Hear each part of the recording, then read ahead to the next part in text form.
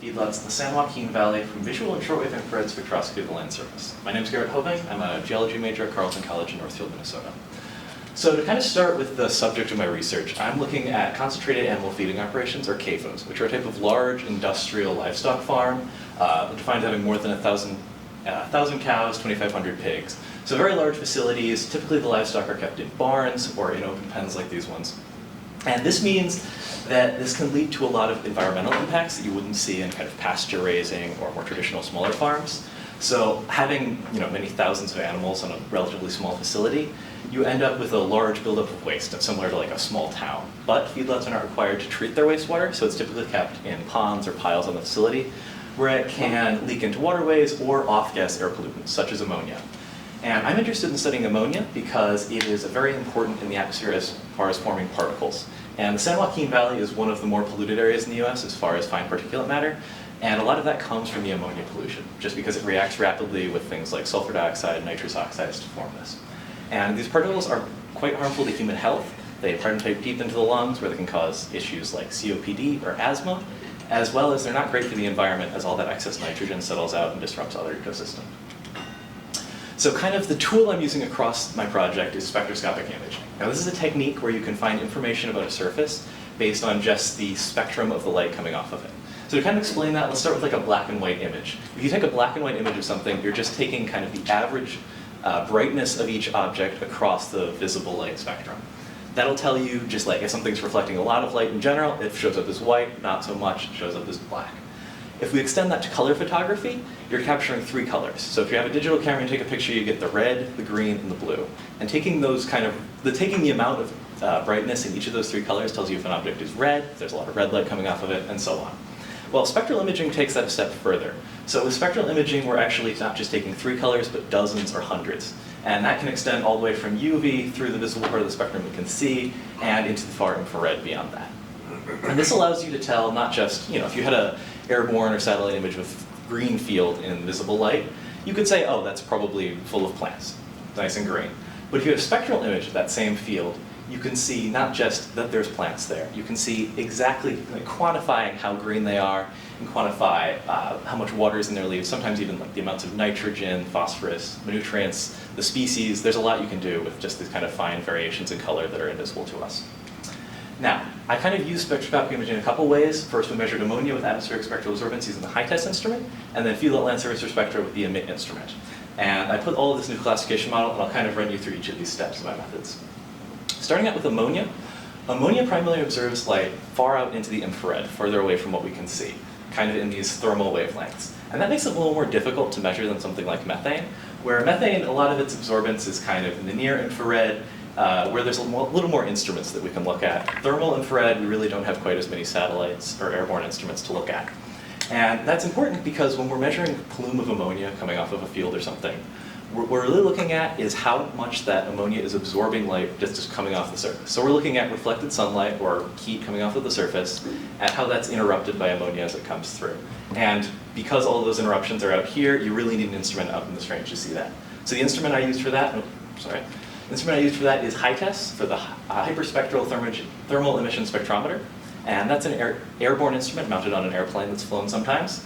It observes this kind of far thermal range of infrared at 1 to 30 meter resolution, which is much better than most satellites that target ammonia. And that allows us to see these plumes coming from individual feedlots. This is just kind of what the data looks like. You can see the red is showing where there's ammonia coming out, and you can definitely see sometimes where there's a nice plume coming out. Now, what I did with this data is I went through high-resolution imagery from the National Agriculture Inventory Program, which is also airborne, just airborne high-resolution imagery. And I kind of filtered out all the feedlots. So I outlined them for later analysis and associated each of their plumes with the feedlot it was coming from. So you can see I just kind of outlined the feedlot to get how much is being emitted and whether or not it's present at each given feedlot. Now, once I had these feedlots, I also wanted to look at their land surface spectra. But typically, I'm not just looking at the raw spectra, I'm processing it into something called an index, which is one of those ways that you get that kind of quantitative information about what's happening on the ground. It can be exactly how green are those plants, how much of a certain mineral is there, or, in this case, how much manure is there on the surface. This is an index I found in the literature for manure spreading on fields. And it's quite promising because it actually, the lighter areas, so the higher values of the index, do show up in these feedlot manure piles. So once I had these indexes they were all coming from the EMIT instrument, which is mounted on the space station. So it's going around the Earth, taking this pretty decent scale imagery, quite blurry of course, but 60-meter pixels still allow you to pick out individual feedlots. And you end up with a profile like this, which we can process into our indexes. And that's operating in just the visible and shortwave infrared area. Now, all of this data allowed me to ask the question, can the presence or absence of ammonia emissions from feedlots be predicted from this emit-derived land surface spectrum? And the tool I used for doing that was a random forest machine learning model. Now, don't panic, it's complicated math, but I want to get into it. All you need to understand about random forests is that the computer builds a lot of decision trees. And a decision tree is just a flowchart. So the computer takes a random subset of the data and variables, and it automatically generates a flowchart that gets you kind of the correct prediction from that data. So it's say, if this band is more than 5, go right. If it's less than 5, go left. And if you go through enough of these flowcharts and average them together, you can get pretty good predictions about what's happening with a lot of different variables. So I trained a random forest classifier to predict whether there'd be an ammonia plume detectable coming out of a feedlot based on both the raw surface spectra, so just the value of each color, and also a variety of spectral indexes I developed, that I calculated. So this is kind of the results for the index-based model, which I found worked a little better. This is showing you that the true positive accuracy rate is 83%. So there was a plume, it correctly said there was a plume 83% of the time. And if there wasn't a plume, it correctly said there wasn't a plume 61% of the time. So it does have a little bit more of an issue with false positives, but it's still performing pretty well as far as getting a correct prediction. Oops, sorry. Now, this is doing a fair bit better than just a band-based model, which is interesting, because it makes sense generally because the spectral indices are actually telling you something about what's happening on the ground in more of a numerical term, whereas the bands is just telling you raw, like what is the color of this object. So I did find that the model is a little bit better at predicting these gas emissions based on quantitative indexes rather than just the raw spectra. And the performance of the model is pretty stable based on the amount of training data. So if you only use half of the data to train it and kept back half of it to test it, the performance is 60 to 65, 70%, but it's pretty good as you have, like, say, 10 to 30% of the data. And if you have more than that, you end it with overfitting, where the model just memorized all your data. Oops, that's my bad. But overall, it performs pretty stably across across different testing data. So what is this model looking at? This random forest model allows you to see exactly what variables are going into the model and allowing it to make these predictions. And the most important one by a fair bit was area of the feedlot. And I found that was true for both models. That makes sense, as larger feedlots are going to have more emissions, more animals producing more emissions, and a greater likelihood that the plumes are going to be detected. However, I think it's promising that a lot of the other indexes that were going into the index-based model are talking about surface processes. So ammonia is emitted from the feedlot surface, and a lot of these indexes are saying how much clay is there on the surface, how much cellulose or plant materials on the surface, how much manure is on the surface, things like that. And obviously none of these indexes are exactly capturing like ammonia production, but it's possible that they're getting kind of close. And this is just kind of an interesting one on the bands model, which again wasn't quite as accurate, but we did find that kind of the visible and near infrared wavelengths are the ones that it's using to make predictions. So that could be kind of more promising as far as developing more indexes. So there's a couple of limitations to this analysis. Yeah, even though the model's performance was relatively decent, it's pretty limited by the time gap between high test and emit data. So high test was all my flights were from 2015. They don't have as many recent flights and they weren't over the Central Valley. So a lot can change in between the time of high test and the emit data in 2023. Because emit only launched in 2022. And so we really don't have much of a data record. But over 8 years, you can get changes like a feedlot just going away. So in 2015, we had this feedlot emitting plenty of methane and some ammonia, but by 2023, it was gone. So clearly, there's no more emissions coming from this point, at least not at that scale. And I removed any sort of data like this, but I know there's other changes that can happen, even on just a daily scale of moisture levels or temperature that could be affecting emission as well. So further investigation of this model, I really want to focus on actually characterizing this model and seeing how accurate it is. It's my first attempt of doing a machine learning model of any kind, so I still have plenty to learn on making sure that it's performing well, there's no pitfalls in the statistics, as well as I want to look at actually what is causing the emissions, so seeing if we can measure what is causing the release of the ammonia on the land surface, maybe developing a spectral index to capture that. So if we develop this model a bit further, it's possible we could use emit data to predict whether there's going to be large plumes from other CAFOs in the area. So my study area was just these boxes down in the southern part of the San Joaquin Valley. And that's that covers a lot of dairy farms, and these are livestock farms from Carbon Mapper, so not all of them, but a lot of the big ones. And that kind of shows that we're capturing some of them, but there's plenty more that we just don't know how much ammonia is coming out because we don't have any instruments that can capture just the ammonia emissions themselves. At least not until the 2030s, because in the 2030s we'll be launching surface biology and geology, which will probably have a thermal component so we can get ammonia on a better scale. Until then though, emit might be able to help us get kind of a broad idea of how these feedlots are contributing to ammonia levels in the San Joaquin Valley. All right, and with that, I want to say a warm thank you to Dr. Dan Souza and Megan Ward-Baranier for all of their help, as well as the rest of the land group for all their support. And of course, to everyone else who makes this program possible. What's up?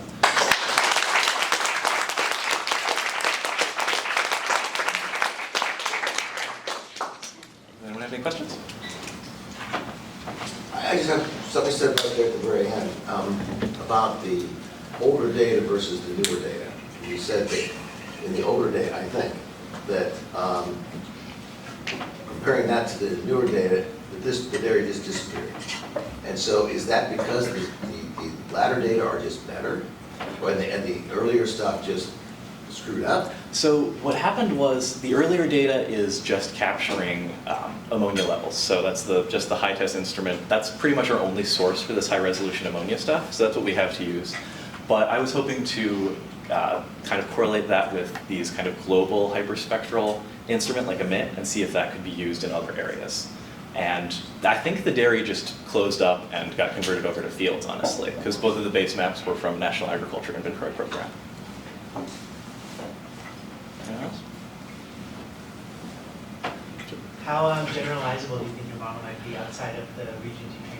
That's a great question. I would really need to look at what it's measuring as far as surface processes happening. My bet would be that it's probably not very generalizable because some of the literature I read suggested that ammonia emissions in particular are very sensitive to temperature. So it's possible that dairies in more northern locations such as Iowa and the upper Midwest wouldn't be very accurately predicted by it, which is kind of why I'm focusing on the San Joaquin Valley in particular. However, it's possible it could work in places like North Carolina or feedlot areas that are a more similar environment. Still something definitely I would need to work on later to see if it works at all. Thanks. Sort of going off of what Henry said, is there like parameters that you put into that machine learning model like that make it specific to the Central Valley? Not really. It's just the fact that all the training data comes from the Central Valley, I think. I have a question from online. This is Glenn Wolf asking, would it be possible to use emit to create a data product that is just the locations and sizes of manure lagoons?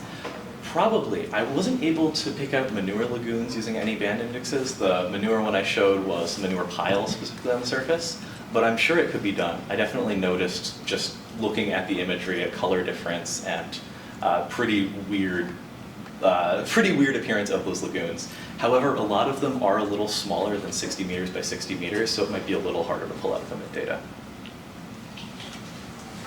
You mentioned that this was your first project with a machine learning component. What influenced you to choose a random forest model? To be honest, it was Deshaw. She recommended it, and Dan as well. But Deshaw was kind enough to explain how that works, and she had done some previous work with it. I'd also heard about it a fair bit in my research back on campus from other people who were using random forest models. So it was something I was familiar with, but I figured it was just a fairly standard model that I could use. I did also investigate a couple of other models as well. I used random forest regression and partially squared regression, but I wasn't able to detect kind of the plume, any like other characteristics that were more numerical. So I just stuck with just a plain classification model because that performed best. So Glenn just has a follow-up comment saying that would be very useful. Currently, NH3 emissions in models like CMAQ are aggregated at a county level. That's very interesting. And then I had a question. Yeah. First of all, I want to say really good job, Gerrit. This was wonderful, very clear, and I think you have a great understanding of your material. On slide 33, you have two different colored outlines. 33. Yes. Yes. Oh, yes. I just have a quick question. I don't know if you covered this, but what is the difference between the blue and the red one outside of the feedlots? That's a great point. I think I forgot to mention that. So the blue is actually methane emissions, which is also captured by high tests. It also captured hydrogen sulfide and nitrogen dioxide. I didn't see enough of either of those to really do an analysis, and I found that my models for methane performed a little bit worse than ammonia, but I mostly chose not to focus on methane because it's already been mapped using emit. So it's not really something that we're missing as much data on. Thanks, Gerrit. Are there any last questions for Gerrit? If not,